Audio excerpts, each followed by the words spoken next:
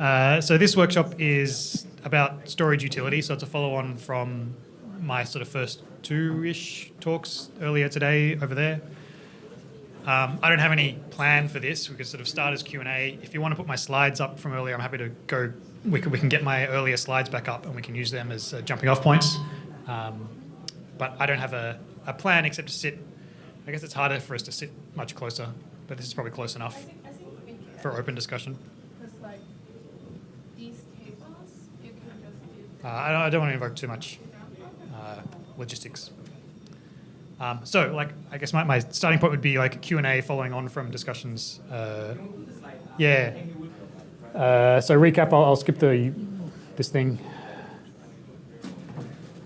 So I talked earlier this morning a bit about why to make useful storage. I'm not talking about like there was two definitions of useful storage. I'm talking about like utility of the capacity, ability for people to put data into it, which is then a foundation for a platform. I talked about my sort of thesis of the minimum feature, minimum functionality of the core network upon which useful storage applications can be built. This is a relatively recent thesis. Like I could easily be missing things, but here's my pitch. And we talked a little bit about direct data onboarding, then being able to notify other actors, and then that lets them be able to build markets and other data applications. And then things like large deals or long deals can then be built, in the application layer. And then we also talked about current coupling between the commitment to data and the commitment to a sector. And I made a pitch that we should not have, not have sectors expire, and instead commitments are about the commitment to the data, and then be able to move that data between sectors, overwrite data that's past its commitment without resealing. There's notes there about we still need some termination fees to enforce some things. We probably don't want to get into details about how they're calculated. And then there's other potential ideas. So this is the context, this is the setup for this sort of workshop. The point here is to explore this more as a group, as whether these are good ideas, how we can make them happen, what the trade-offs are, what they interact with. Anyone want to start?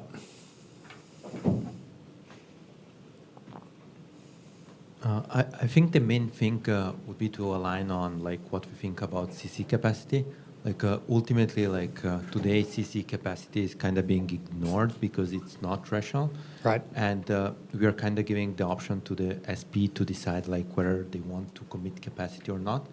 To a degree, I don't think that's like the best way because surely we can keep allowing people to do stuff, but either we need to be more opinionated on how mining should be done, like in the sense that you need to do CC capacity first, and then you need to be snapping and give like proper tooling for that flow.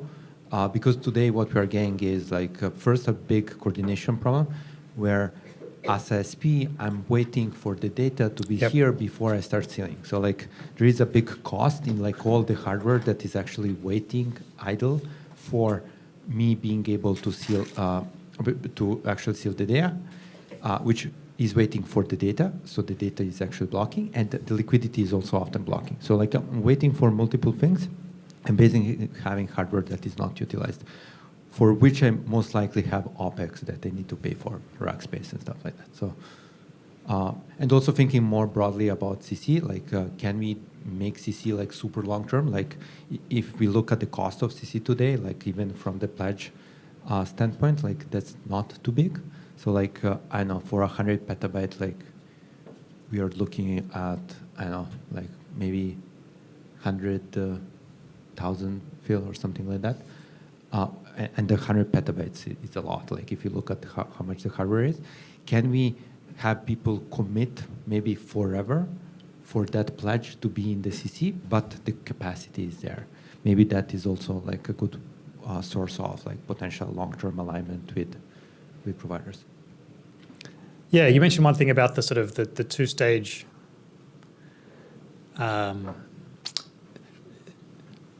in a sense, the real way, the one true way for things to work is first commit capacity and then do a snap to put data in it. In practice, we have the onboard and with data at the same time because we get some efficiency gains from doing it together. I wish the efficiency gain wasn't there, so we could have a simpler thing of like there's only one way to do it. Possibly, I don't think I know the answer. Nicola might have an intuition. Possibly, if we got to sort of aggregated Snapdeal proofs, and maybe even optimistic Snapdeal, I don't know if we should pull that in. We might get to a point where the difference is small enough that we decide, you know what, we're going to discard the fast path and make it only one way. And at that point, if the SP is going to end up doing the two operations anyway, they may as well onboard the sector now and have the capacity there because they'll get something for it for their OPEX. Does that make sense? Yeah, but also that's a big problem. So like imagine someone wanting to onboard 1 petabyte and I come to like SP and the SPs are doing the usual thing, which is kind of waiting for the data to start the sealing. The answer to that client is going to be 1 petabyte. Like it's going to take me months to onboard this, which is like pretty bad. Like that should not be the case. What's the bottleneck in that case? The bottleneck is the fact that like the SP is waiting for the sealing to be done at the same exact time when he gets the data. If you had like CC capacity instead, what you could say is, I have like a big pool of GPUs which are here just to keep sniping, and the only bottleneck is sequential read to the storage, and you just keep like snapping, and then 1 petabyte would take probably less than a day to write. How much cheaper is the snap proof than the sealing? What? How much cheaper is doing this after you've? Today the snap proof is as big as the proof commit. But you don't have to do all of the. No, pre-commit sorry. steps. This is only for the snark. Just the snark. Yeah. Doing the XOR is very cheap. Yeah, that's sequential. Yeah. Okay. So there is real benefit to be gained by doing the sealing first and then just doing the snap later. Yes. Yeah. We have a whole blog post showing the different costs, and it shows that the direct deal sectors are cheaper than CC plus Snapdeal. But if you already have Snapdeals, then it's always rational to upgrade them. The main issue, the main differentiator here is the cost of the gas of Snapdeal, and if I think we can bring it down. Yep. There is many ideas. One is make Lotus do multiple Snapdeal at the same time, and aggregate those proofs through Snarkpack.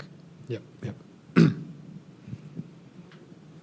So I feel like this is also like going a bit into like what we're gonna discuss in the next workshop. So it's probably good to like just. We should flag this another workshop. Yeah. No. But I think it's fine to do it in the same workshop as well. So looking at it from like a sealing as a service and storage provider lens, the issue currently is that with the current sealing, you have to like send the deal data to the SaaS, and that is quite difficult. And you don't want to share deal data with the SaaS. Potentially, you want to keep it on the storage provider side, and that's why like doing the CC and the snap kind of makes sense in that setting, because you can keep the deal data on the SP side, but it's not efficient today because it's too costly. So we're in like some middle state there where we can't like find a good. Can you define solution. too costly? Is it just gas? Yeah. So if we got so let me just to summarize. So I think I can see a path here where we get the Snapdeal costs down primarily through proof aggregation and other general optimizations, and then we decide to cut out the old way, even though it's still an optimization. We get it close enough that we can cut it, and then we only have one way, and then sealing as a service is the natural way to do it. And so It needs to get cheap enough to a point like people don't want to consider putting this data directly into a sector, rather, CC plus snap. yeah, well, it needs to get cheap enough for us to be able to justify removing the ability for them to do that. There's a strong reason to do it, which is Nicola and I were just talking about. You can re-snap capacity, but you can't do that with normal deal sectors. So Yeah, that's we could fix that more easily, but that would be like. You're saying you could do that with deal sectors? If we do more theory work and we add more stuff to the protocol, it will be possible to re-snap deal sector. But today yeah, is which non-trivial. really looks like looking at the capacity sector in a different point, right? Where it's like when you generate the pour up and so on. Yeah, the broader point I was making is I think there's a strong case to be made that we should be moving the abstractions such that you have the cryptographic material is one part, and like that's what you're committing on, and then later you're adding the data, you're exporting the data in and out and so on. But being able to reuse the sector for some other deal, I think is strong reason for removing the old path and just moving to Snap, even if it's more expensive. Yeah, also that brings a lot of interesting things on the tokenicon side, because we could play around with like long-term commitments, and then like we can slowly start compounding the capacity that the network has, instead of having like these big like waves and like reducing raw power at points and so on. So if you want to commit, you really commit, and that commitment can also be like forever, because the pledge is small compared to the verified deals, and then you keep just snapping and resnapping and resnapping forever. Yeah, of course, but like the commitment is not for that part, right? Like you can basically also terminate that deal, and then you would default to the CC. But the thing is having like a slow, steady increase of capacity rather than having these big waves of up and down raw byte. There's an interesting trade. Were you here for the long form of this morning? Because what you're proposing is opposite to what I proposed. The sort of the behind this slide and the previous slides there, I proposed removing expiration of sectors, so sectors don't expire by default, but in a sense also removing the commitment. So onboard a sector by default it's going to live for 5 years, no action required, 5-year sector, along with better proofs. But also that you haven't made a large commitment to that, and if it's not storing data, you have more freedom to offboard it. So there's a trade-off here. There's a balance. I'm not saying either side is necessarily better, but there would tend to be a trade-off between the ease of capacity coming and going, generally leading to higher average levels but more volatility, or we can make it hard for capacity to enter and leave, and we'll get lower average levels but also lower volatility. For capacity, I think I would tend to think that higher levels but the volatility is not much of a problem, and then higher levels are better, but back and forth here. There are two things I want to touch. One is the expiration, and then the other one is how do if we move into this, I used to call this like sector container model. Yep. Then there are like some open questions on, I want to address some of the open questions on the sector container model. But I want to touch expiration first. So the main reason why we have expiration today is that is for two reasons. One is we want to make sure that we have a mechanism for when sectors break. And up until FIP 41 or 47, I forgot the name, then we didn't have a mechanism. But now it looks like that we do have a mechanism. So we could say, well, now we could have infinite time sectors. But the other issue is that the current proof commit is it does not have a cryptographic guarantees, has a crypto economic guarantee. And so this means that you need to put pre-commit deposit, and the pre-commit deposit is worth 5 years worth of earnings on expectation if you were to attack the network. So for existing sectors, maybe we can close an eye and saying, well, you didn't know this was possible back in the days, but from now on, you can extend them forever. But for the new sectors, the only way to have no expiration is to either have a massive pre-commit deposit that accounts for, say, 100 years of commitments, or we must have something like non-interactive power-up. Yeah, I think non-interactive probe will come up also in the next workshop here.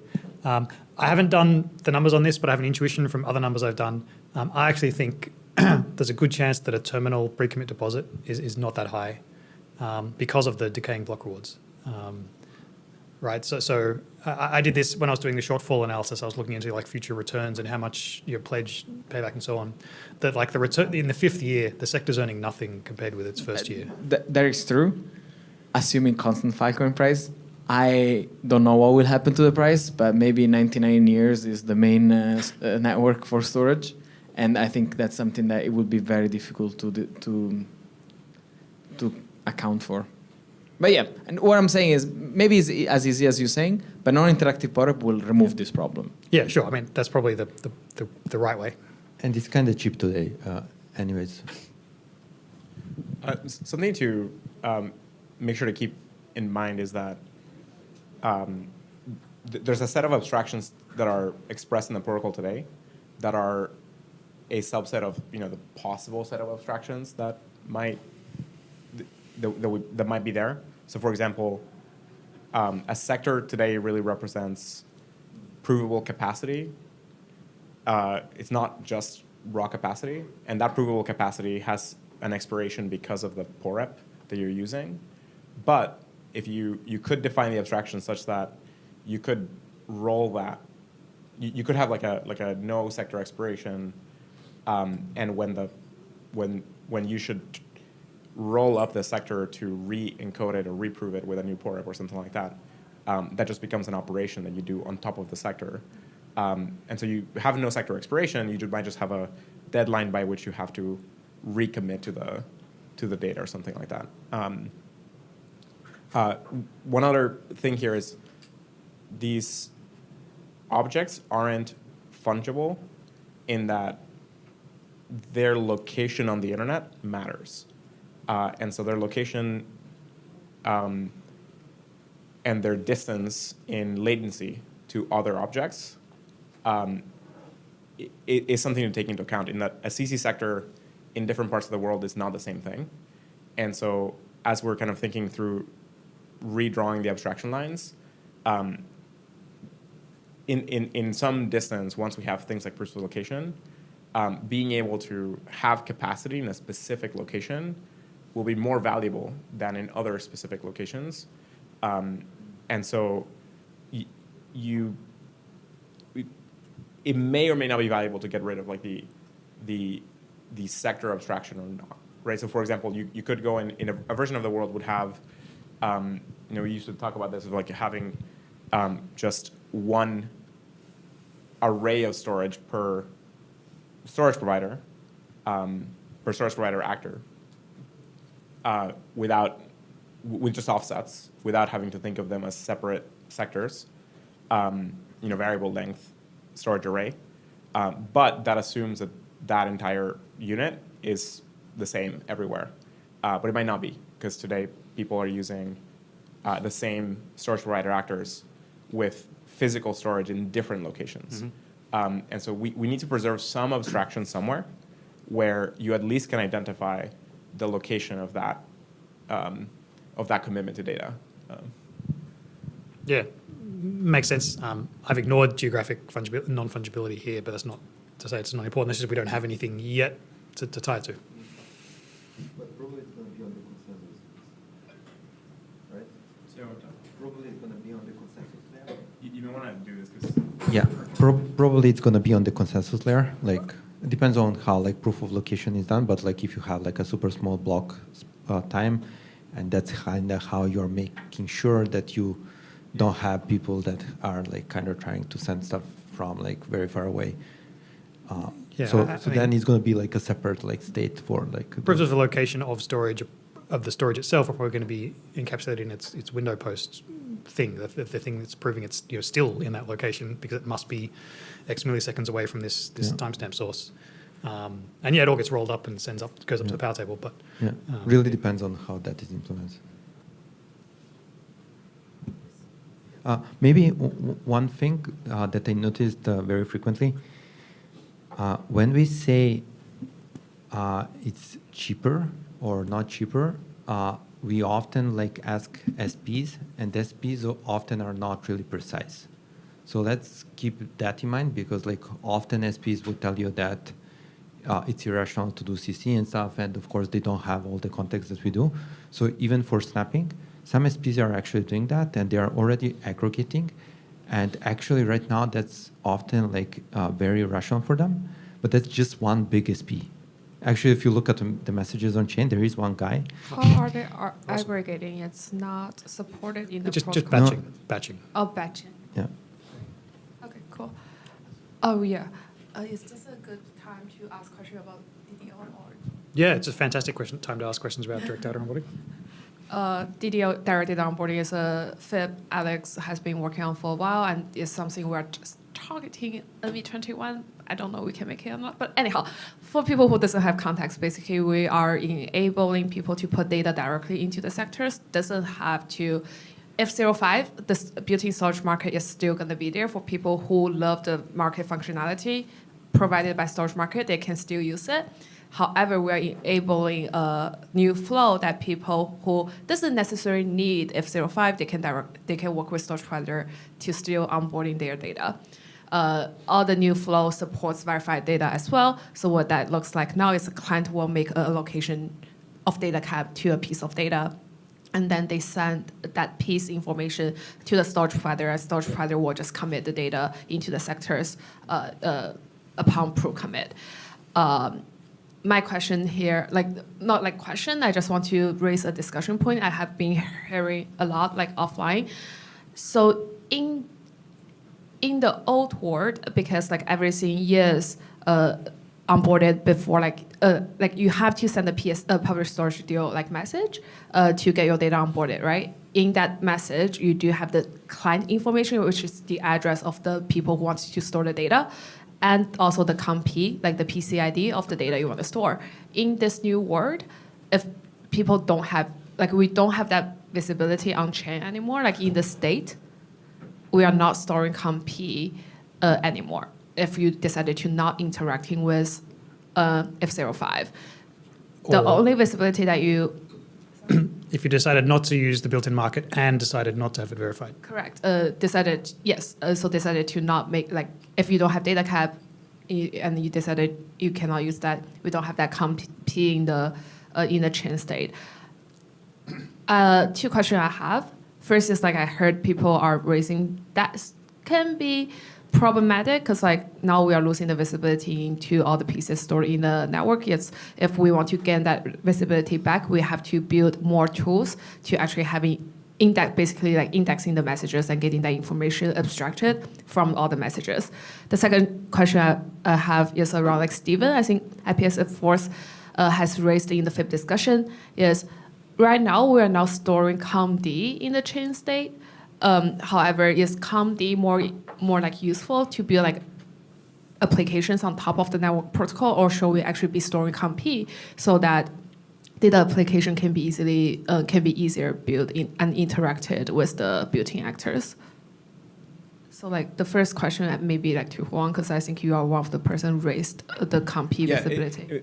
Correct me if I'm wrong about this, but because I think this is about where this discussion came from is the abstractions that matter are ordered by the proximity to the user's data. So the user's data is the most important stuff. That's the most valuable object that we can track and need to make sure that it's around and so on.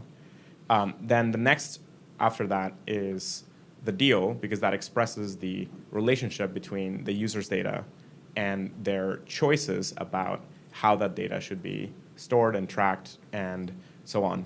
There's other abstractions that we need to add to deals, like access controls and decisions about geographic locations and so on.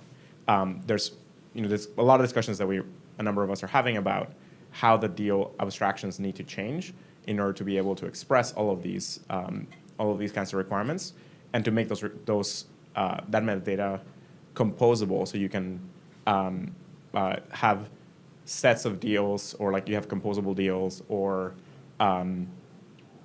things like that. Kind of the next, so then after that, things like sectors and then the proving tree and the COMP and COMD and COMR and so on, which are specific to the proving tree. All of that is kind of more implementation details, and especially things that are likely to change when a POREP changes. Those are very non-important, and should not be relied upon very strongly. Like I've seen many applications rely on comd or comr in ways that are just going to break when a new port arrives. And so like that's not what they should be doing. They should be relying on the deal data structure and the deal abstractions.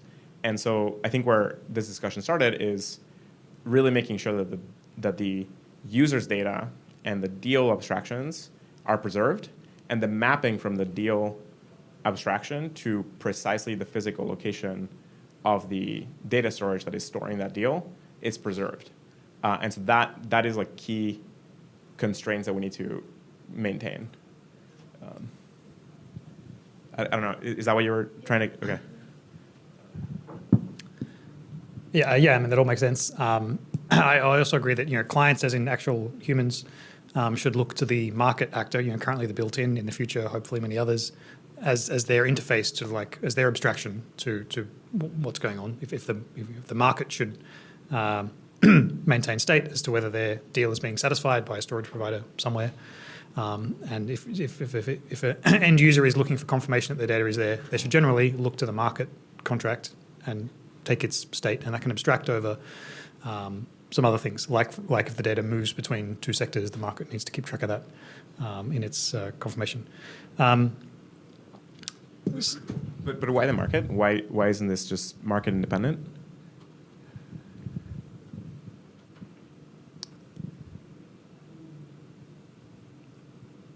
I don't quite understand the question.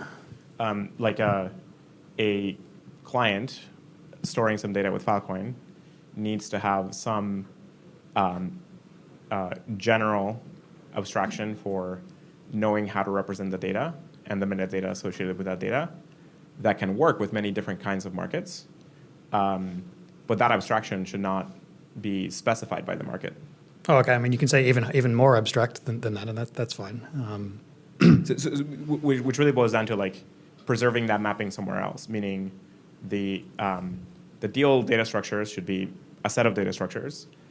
The sectors and proving trees and markets should be different set of data structures, and we should track mappings between these to say this particular deal is in this particular sector and has been mediated by this particular market. We might have to worry about state costs and gas, and so these kinds of mappings might have to wait for things like scalability or yeah, I mean, to some extent, I think you're talking about an index of the data. You're talking about an index of client data to sector. Indexes are expensive to maintain on chain, and even after direct onboarding, the built-in market maintains an index when it is used, and the verified registry also maintains an index when it is used. But if neither of those things are used, then there is no on-chain index that says this piece of data is in this sector. It still exists in the history of messages. An off-chain index can still exist.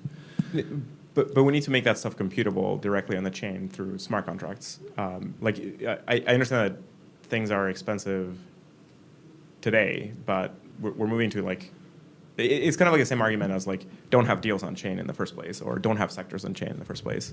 It's like, well, if we don't have visibility over those objects, then they're not really part of the system. They're outside of the system.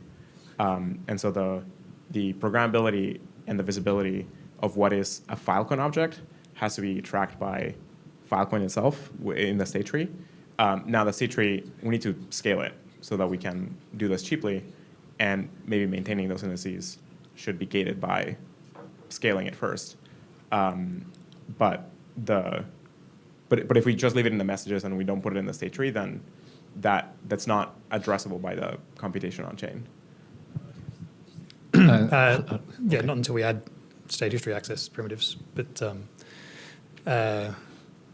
yeah, I mean, so we currently don't have the scaling, and we can't really afford it at growth. And that is the main main objection to what Stephen has proposed, is that we can't afford it. So yes, when it's cheap, we can re-add such an index to chain state when it's cheap. No, but we shouldn't. I mean, that's I think what Jenny's trying to get at. we can't break a bunch of the tools that currently depend on these indices being there. It depends a lot on what those tools are trying to do. Like track the number of deals that are happening. And right, but where what's they're a deal, happening, right? So what's a deal? A deal is represented on chain by the built-in market. Fine. A deal, as in there was a fill plus allocation and there's no payments or anything, but it's still. No, so if the Filecoin community says the Filecoin network has a certain amount of data and a certain amount of deals, that should be an expressible number that you can track on chain. We can certainly add up the size of all the non-zero storage. That's easy. Let me be more like harsh.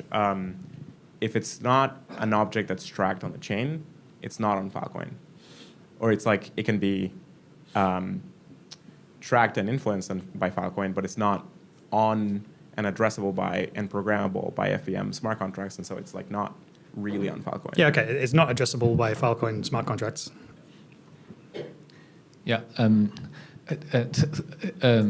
Here, I'm thinking that why I think the compete on chain will be better is because that it's really useful for client, right? Yeah, the client don't care about the sector, the company, and they really think their data, okay? They will verify their data, their data transition or retrieval, because that could verify their data is that data and at that time saved in Filecoin. So I think there are the one thing is about the cost. So here I think that everything has a cost. Okay, so the thing is that who will pay that cost? Okay, yeah, if the client want the compete on chain, they need to pay the cost, or the SP will discuss with the client. If your proposal, it's optional. It's opt-in mechanism. If you want to have this verifiable feature and directly on chain, and you will pay the cost. So if we have the common D on chain, I'm confused about who will pay the cost. Is because the SP will pay that is because the common D may have multiple competes together, and they may from different clients, and so who will pay that? Some client may ask their data want to have this feature, and another client may not want, their may not have that kind of requirement. So this is one thing I want to mention. And another thing is that, so I think there is another option is we may move out all the deal handling and piece handling from the layer one. So if we don't hand piece, if we don't hand deal on the core protocol, I'm fine with the common D because you don't have the piece and deal. We move all the deal handling and the piece handling to layer two. For example, in sublet or in some in sublet, and that is fine. We have that mapping in different level. Okay, that is also another option. I think that might be good idea. Perhaps in the future. Okay. Yeah, I think it's about committing to a minimum set of features that we want the network to support. So like ultimately, it's not the SP paying, it's everyone paying. So like if everyone needs to do the same thing, it's everyone paying. So that's like cost of running a network. And maybe like if you zoom it in from like the SP perspective, looks like the SP is paying. No, everyone is paying. Because that's kind of what we need in order to keep the network running. And then the second question is, what are the features that we want that network to support? And if we zoomed out and said, oh, we want like the gas to be super low and basically not have anything on chain, what will happen in the long term is that we won't have enough applications on top of Filecoin because there are no features, and now people are doing applications maybe on some other network and just using the commitments of the storage and so Yes. I think it's less about, I fully agree with what you just said. I think it's less about ComD or ComP specifically, and the main concern is around the deal data structure itself. And the deal data structure right now isn't a good abstraction. The current deal data structure is a specific, it really represents a commitment to store a particular piece of data, which may be the user's data, or it may be an aggregation of multiple users' data into a sector. And so what we currently call a deal isn't the right abstraction, because it's also limited by the sector size and so on. The deal needs to be represent a unit of data that a client cares about, being tracked and maintained by the Filecoin chain, to make visible to the whole network that that's happening, and to make composable in applications with running on the chain. And so that's just a slightly different abstraction. It may or may not need ComD. It may or may not need ComP. I think those are separate questions. But tracking refining and redrawing the abstractions to track the deals is kind of the key thing that I'm trying to point out. It needs to not be lost. I've been waiting forever. So, no, it was not to you. I was told to pass the mic. I agree, but today we can't realize that vision. Like, if we were to do that today, imagine if all of those data aggregators will have to put the deal for all of the small files that they get on Filecoin. The cost of storage would be massive. And so what I'm saying is that is something that we should get to, but what do we do from now till we get there? I mean, but that's not very far, right? Like the subnets you can make them now. I don't know. Like what I'm saying is, like, nets break like currently the deal is counting a bunch of things that aren't deals. Like if you have a petabyte of data and you're trying to hire the network, you then have to slice it into 32 gigabyte chunks and create different deals for that. Like, that's nonsense. Like, that's not a real deal. That's like a segment. I agree, and that's like why Alex is segment. saying let's remove this. Well, no, but currently that gives us a lower bound on the set of deals that are happening, and it gives us some visibility into what's actually occurring in the chain. So that's being tracked and used by a bunch of parties across the network in a bunch of different ways to understand the network itself and to run applications around it. And so you're going to say, hey, this abstraction is broken. Let's remove it completely, build a different abstraction set, and then later, 6 months to 12 months later, build a new abstraction set. Like I'm saying, just build a future one. Let's figure out what those abstractions need to be. Let's design the things that we want to have and go towards building those. And whether or not they should have ComD or ComP, that's a good question. Like, I'm not sure, but we should design for like the structures that we want to have. Well, I'm also thinking about it from a native view perspective. So what? Your mic is not on. Oh, so what Alex is proposing is basically redefining what the native view is. So at the moment, the native view is what the built-in actor has, and if the direct data FIP goes into the next network upgrade, basically it will be possible to bypass the native view, and we can define standards for deals. So basically now is the time to think, what do we want the native deal to be? If we must keep indices within the Filecoin, then we basically have what it is today, but that's expensive, and we want to keep the chain not so expensive. It's very similar to the ERC20 tokens on Ethereum.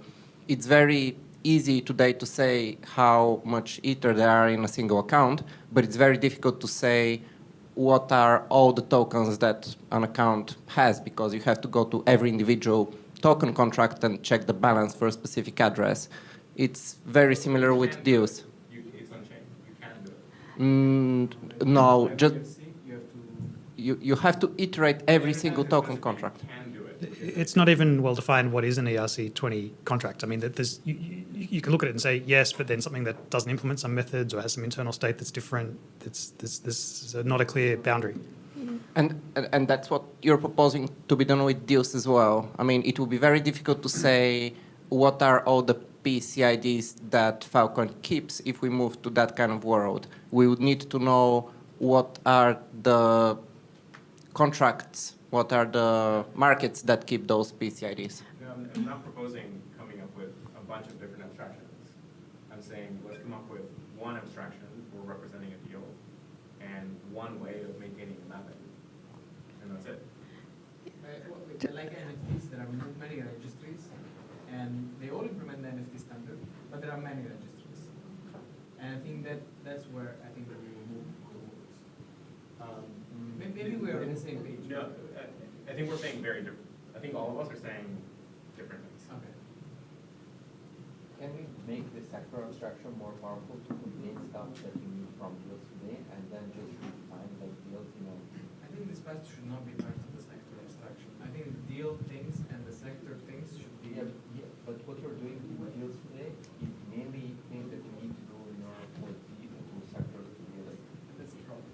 Yeah, and then because of that you can't change deals because you're doing stuff related to the sectors with the deal abstraction, and now the deal abstraction is actually not the deal abstraction; it's just helping the sector to be alive. Yes, The deal abstraction should be like this data set needs to live. So in the DDO world, like you still have a bunch of abstractions that let you figure out how much data is on the network and what is deals, what is not. So you can tell which sectors have data versus are CC. Then you can tell the field plus allocations, and you can tell deals in individual markets. One way is to look at what the sector activation messages, like what amount of deals they activate. That is probably not going to be one-to-one mapping to the number of deals, but it's an approximation. Then separately, we'll still have IPNI network, and you can query indexers to get what pieces are stored by each provider. So you can still get the number of pieces for each providers that do indexing. So they're like just different networks, basically. Like APNI would be a different network in this context. So we are suggesting is like when DDO arrives, which upon DDO's arrival, we also need to talk to the IPNI team. Also, the boost team is like when we send the indexing of the piece to the sector, to the IPNI network needs to be updated too, right? Yeah, but that IPNI is not Filecoin protocol. I mean, that's not what you meant. So. Yeah, exactly. I was this kind of object, the DL object, and that abstraction needs to be computable inside of the Filecoin chain. Now that chain could be with subnets or whatever, but you need to be able to write smart contracts that operate on that abstraction and can count it, can reason about it, and so on, can associate access control capabilities with it, can decide, a perpetual storage contract needs to be able to be associated with a particular deal and be living in the long term, even if that deal moves across many different sectors and many different SPs or whatever. But those abstractions need to be there, and you need to write a simple set of tools that can index like what deals there are in the network, and you don't want to write 50 different tools. You want to have one tool, and so you want to have nice standards that describe those abstractions. Now, those standards and abstractions don't mean couple it all to one market, absolutely not, or couple it to one sector type or POREP or whatever. We just need some good abstractions to describe what we need. And what we're dealing with is a huge amount of debt in not defining good deal abstractions.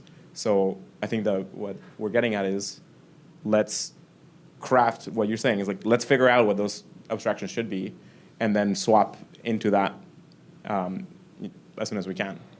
Yeah, I guess like my counter argument here would be like, do we really need like some common abstraction for all the deals? Or like, are there use cases that just do not care? Yeah, we do. We need some way of specifying in one place with one tool how many deals there are in the network, how access controls are associated with those deals, who cares about these objects, how to connect perpetual contracts to it. It's the classic thin waist type of behavior. Think of it like containers in Kubernetes. You want one object that you can associate tons of different applications with that then gives you just enough flexibility to connect. The NFT example is like exactly the kind of thing that we have to be careful about. We don't want to end up with 7 different deal standards that we have to track. Think about how difficult it is right now to add a new NFT capability because you can't go and change that standard. And if you do, then it doesn't work with several auction houses. It doesn't work with wallets. It's a huge mess. Like, that's bad design. We want good design where there's one abstraction that is just clean enough that you can hang different capabilities on without having to force everyone to implement everything. Yeah, so, There is no you know, way though for NFTs to see how many NFTs are there in the Ethereum network. And that's exactly the point. It's like we don't want that. Okay. yeah, I guess like, you know, like there, I see cases where like you have clients who want to store tiny pieces of data, and like they would like to not go through centralized parties, let's say. Or you have clients who know what the speed they want to store data and they are willing to maintain that data. And they really don't care about other contracts. They can do everything off chain. And Yeah, so that's not data on Filecoin. yeah, they, So, sure. There's two like communication things that I think limit our ability to be on the same page here. Not that we should necessarily end up on the same page straight away. One is when Juan says like on the network, he means including subnets and things. When I say on the network, I mean on mainnet. I don't care about subnets. Like subnets are really important. They're subnets. They're not in the chain state of the main thing. Most of my work is designed to like, what do we have to put in the root net? Because that enables such flexibility and so on in subnets. So there's a difference there when Juan says on the network and I say on the network, we mean different things, which is a bit of a challenge. I'm totally down with defining all of that and doing it in subnets in a way that is scalable, but we can't put it in, we can't scale it inside mainnet. The other, so that's like, what does on the network mean? Another one is like, what does a deal mean? I think that the disagreement you just had is easily resolved by just declaring that like a deal is what Juan says, and you're just talking about sparkling data, and that's fine, and they both exist, right? So there are all these deals, and we need this thing for all the deals. That's what a deal is, means it's indexed, but there's also some data in some sectors, and we don't know anything about it. Well, I agree with what you're saying, but I think there is also a major disagreement because one doesn't want sparkling. Yeah, right, exactly. So and maybe Juan says no, sparkling data shouldn't exist. Sparkling data is fine. It's just not data on Filecoin. No, but what if all of the new onboarding goes through sparkling data instead of going through deals? That's not going to happen. That's not going to happen. Right? That's effectively, so you mean in the proposal, like it is possible in this new system to put non-zeros in a sector and not register a deal for it. And that would be sparkling data, not a deal. Filecoin's not going to know about it. It's not going to care about it. It's not going to be able to do anything interesting with it because it's just a sparkling sector full of who knows what. No. It can't be Fill Plus. Fill Plus is going to need to be your certificated data, and Filecoin is going to know about it and think about things like access controls and client needs, etc. Yeah. With the other thing is a claim. So the sparkling data can be part of disk coin, but it's not part of Filecoin, where you're tracking the file. So So I don't think there's going to be a lot of this early on. I think there's going to be a lot of like direct Fill Plus, as in it's still Fill Plus, but it doesn't have a deal because that's just way cheaper, and the market wasn't adding anything to that equation. I think there'll be lots of that, and you know that's a thing. I think there'll be some use of the built-in market because people want the features that it offers, and it's currently the only way to get on-chain payment for a deal. I think there'll be smattering amounts of sparkling data, and it's an interim state until we can finally enable user-programmed markets, at which point we can have a wider array of markets that can be way more efficient than the built-in and offer different features and so on. And then all of a sudden now, almost everyone uses some market. A little bit of sparkling data, but I think most of it will be on these markets. And then ultimately, most of those markets to scale need to be in subnets instead of on mainnet. I do think there's a little bit of a gap. I agree with that. I really like sparkling data. But I do think there's a bit of a thing here where right now, when you go to Fill Plus and you get data cap for this data, like, I think my hypothesis is that when you register this data being stored with this sector, getting this data cap, that should be abiding by the Filecoin deal structure and like information. It shouldn't be incentivizing sparkling data, that there's a registry here. We're registering this data with the Filecoin network, and the Filecoin network is going to go so far as to incentivize that data's like inclusion in the network and track it and other things, so that we should maybe format that Fill Plus registration in our deal format, and we should try and make it low cost, and we should try and make it easy, but we should count that like deal type or whatever structure we're using here should apply in that context. I don't think that we want to be doing Fill Plus data cap allocations to things that aren't Filecoin deals. What we now term Filecoin deal is not the way that we've used Filecoin deal historically, which is a deal with the existing built-in market, but is a registered, more flexible, redefine the word deal type object, which is able to work across maybe even multiple different storage markets that will be different implementations of that minimalist deal archetype. Does that kind of make sense? I think that the point of agreement that we should try to reach is whether or not the Filecoin Plus claim data structure is a deal or is not a deal. Because if we agree that the Fill Plus claim is a deal, that there is not a Filecoin native storage market deal, but it is still it contains all the data for which we could say it's a deal, then we're all on the same page, and then we can move on. But if we think that that's not a deal, then it's not anymore linkable in the way that we've been discussing today, and then there's an open conversation. So you're saying the claim data structure, just call that the deal, because it represents the intent from the client to store the data in the network. And so you can call that's as much of a deal as the current sector deal thing is. It's not the same. It's not the same data structure, but it's probably even closer to capturing the intent of the client, because the intent of the client, like, that doesn't have to get sharded by the sector or whatever. So that unfortunately, it does deal today, but we could fix that. Got it. So maybe that is closer, and so let's call that the deal in the interim way, and so then we can like capture these. I think that could work. The one concern I would have is like, we probably, it's what we don't want to avoid that NFT or ERC20, ERC whatever issue, is we likely will want to migrate data structures eventually to bring them all down to one standard, because otherwise you're going to end up with like 7 different code bases to track like what is a deal.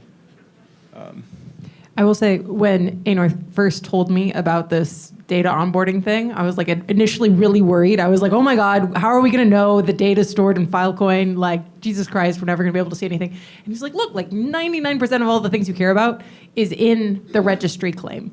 So, given that everyone has the strong incentive to utilize that data structure, like, we're not losing data in like 99% of cases, because it's just right now being duplicated in 2 different registries. One is the market registry, the other one is the Fill Plus registry. And it would be good to have a flexible system that, as long as it ends up in the deal struct somewhere, we don't need to duplicate it around over and over and over again, which I think is actually really good.